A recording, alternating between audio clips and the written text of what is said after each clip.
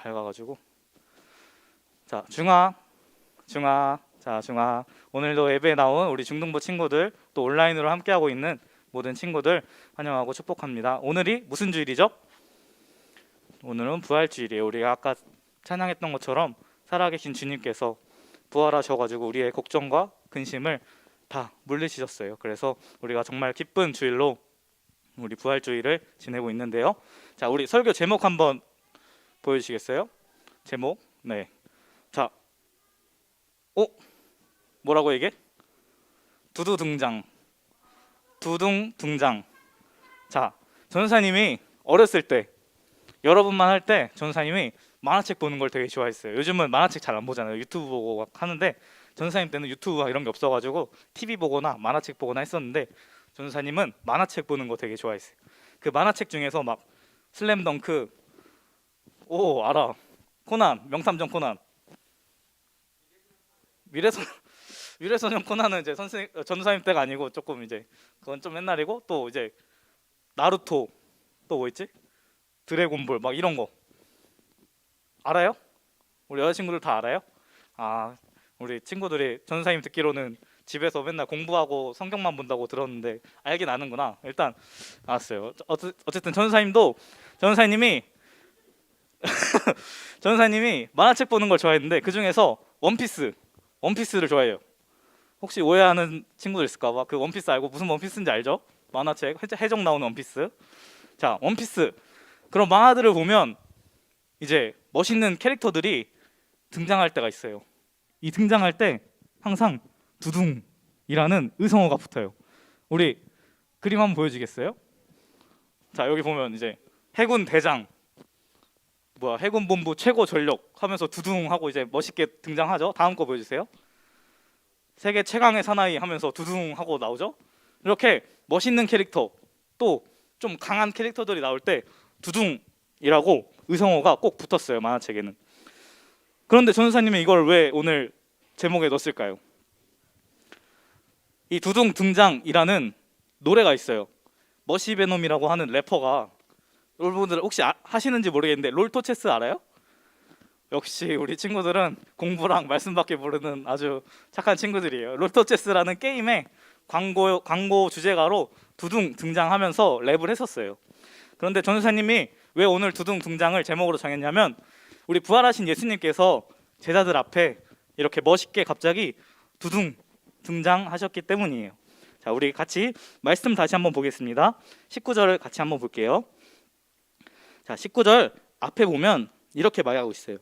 이날 곧 안식 후 첫날 저녁 때에 제자들이 유대인들을 두려워하여 모인 곳에 문들을 닫았더니 하고 있어요. 예수님께서 우리가 지난주에 들은 것처럼 고난을 받으시고 십자가에 돌아가셨어요. 예수님께서 돌아가셨으니까 예수님의 제자들은 어땠을까요? 기뻤을까요? 아니면 슬펐을까요? 예수님의 제자들은 당연히 슬펐죠. 예수님 쫓아다녔는데 예수님께서 돌아가셨어요. 그리고 제자들은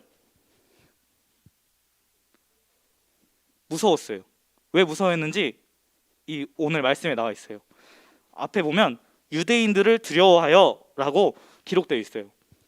자, 제자들이 모여 있는데 오늘 말씀에 이상한 점이 있어요. 제자들이 그냥 모여 있는 게 아니라 추가로 무슨 설명이 있어요. 두려워하여 모인 곳에 문들을 닫았더니 하고 있어요. 근데 이게 왜 특별할까요? 왜 이게 이상할까요? 집에 혹시 문 열고 들어가는 사람, 도둑님 어서 오세요 하고 문 열어놓고 다니는 사람 없죠? 문 닫는 건 당연한 거예요. 근데 오늘 왜 문들을 닫았더니라는 표현이 이상할까요? 왜냐하면 제자들이 유대인들을 두려워하여 문들을 닫은 거예요.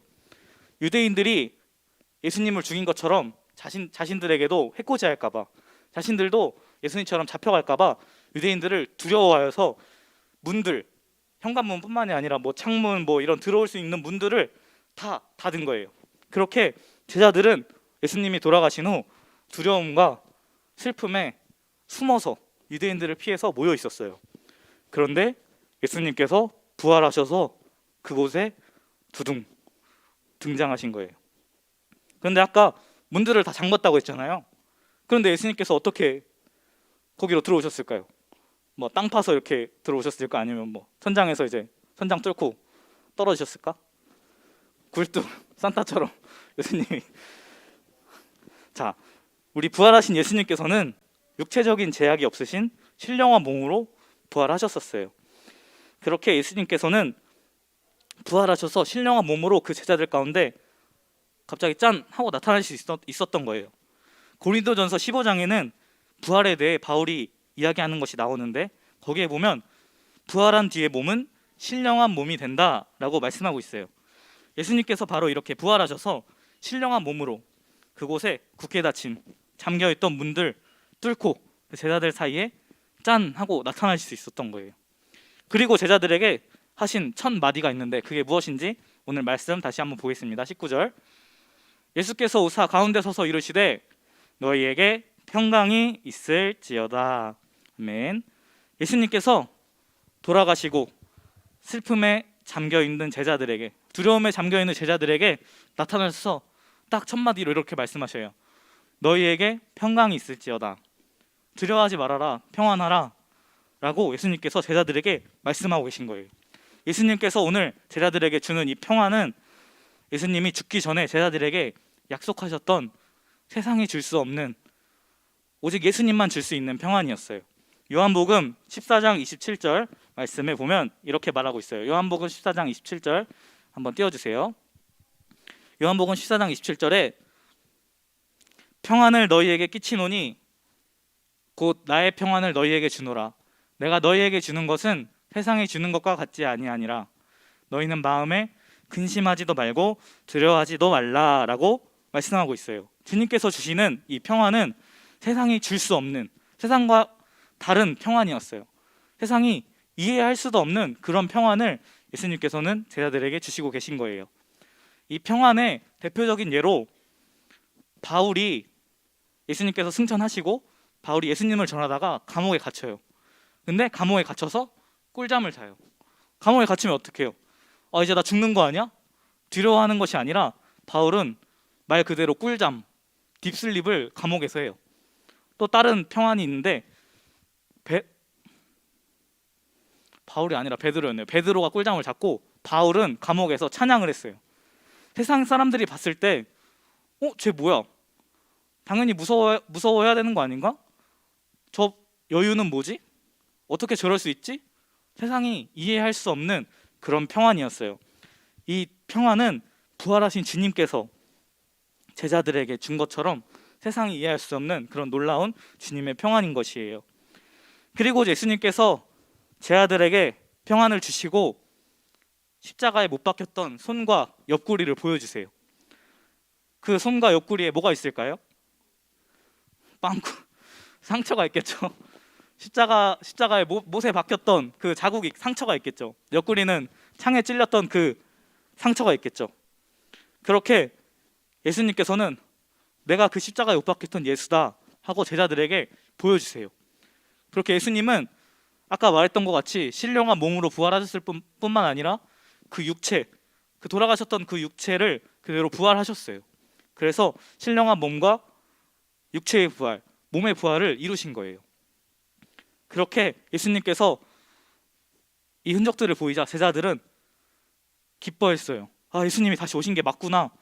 예수님께서 부활하셔서 우리에게 돌아오신 것이 맞구나 하고 제자들의 있던 두려움과 슬픔들이 평안과 기쁨으로 바뀌기 시작했어요. 그렇게 예수님께서는 죽으시고 부활하셔가지고 제자들에게 가신 것뿐만 아니라 오늘 우리에게도 부활하신 주님께서 찾아오셔서 평안과 기쁨을 주시고 계세요. 우리 삶에 얼마나 걱정들이 많아요. 우리 친구들 무슨 걱정이 있어요? 시험 걱정 없어요? 없어요? 공부 너무 잘하는 친구들인가 우리 친구들은? 시험 걱정, 또 뭐 미래에 대한 걱정, 친구 관계, 또 뭐 연애 관계, 또 무슨 코로나 뭐 이런 걱정들 되게 많죠. 이런 걱정과 두려움이 우리 삶에는 너무나 많아요. 그리고 그런 걱정들 중에 사회 문제로 떠오르는 M4 세대라고 혹시 들어봤어요? N4 세대. M4 세대가 뭐예요? N 몇 가지를 포기하는 세대, 여러 가지를 포기하는 세대라고 M4 세대 같은 게 등장했어요. 사람들이 두려우니까 다 포기하는 거예요. 연애를 포기하고 결혼을 포기하고 출산을 포기하고 꿈을 포기하고 미래를 포기하고, 이런 것이 다 걱정과 두려움 때문에 생겨난 문제들이에요. 그런데 오늘 우리 예수님께서는 그 걱정과 두려움 가운데 인간의 가장 큰 두려움인 죽음을 이기시고 부활하셨어요. 사람들이 왜 죽음을 두려워해요? 죽으면 끝나니까. 죽으면 이제 뭐 더 이상 뭔가 할 수 없으니까. 죽음 뒤엔 아무것도 없다고 믿으니까 사람들이 죽음을 굉장히 두려워해요. 그런데 그들에게 예수님께서 직접 보여주시는 거예요. 죽음 뒤에 부활이 있다. 죽음 뒤에 영원한 생명이 있다. 그거를 예수님께서 직접 죽으시고 부활하심으로 사람들에게 증명하셨어요. 그래서 주님께서 부활하심으로 우리는 부활의 소망을 얻을 수 있게 됐어요. 예수님께서 인간의 가장 큰 두려움을 해결해 주신 거예요. 죽음 뒤에 부활이 있다? 그러면 우리가 죽음을 두려워할 필요가 있어요? 죽음을 두려워할 필요가 없는 거예요. 그렇기 때문에 우리는 평안이 있을 수 있고 기쁨을 가질 수 있는 거예요. 예수님께서 그 인간의 가장 큰 두려움인 죽음도 해결하셨는데 다른 걱정과 두려움이 뭐가 문제겠어요?